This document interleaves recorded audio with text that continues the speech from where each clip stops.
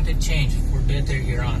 But what happened, because the situation got out of control of the government, they shut down the internet and they started massacring people. 30,000 daw. 35,000 more.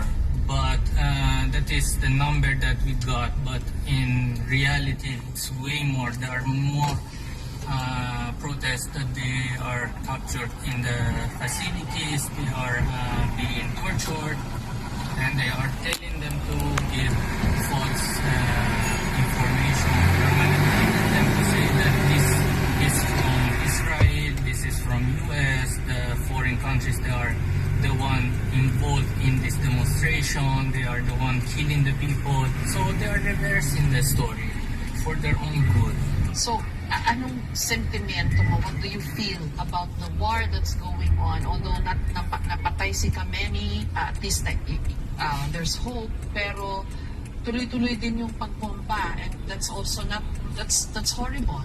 Yes. Kasi yung information is the whole Iran is getting bombed. No? But yung attack of US and Israel, and I'm not saying war is good. I don't want to talk about war, but they don't hit civilian areas. They hit military bases, plants that are missiles and drones are being mass produced. And you're looking at a country that doesn't have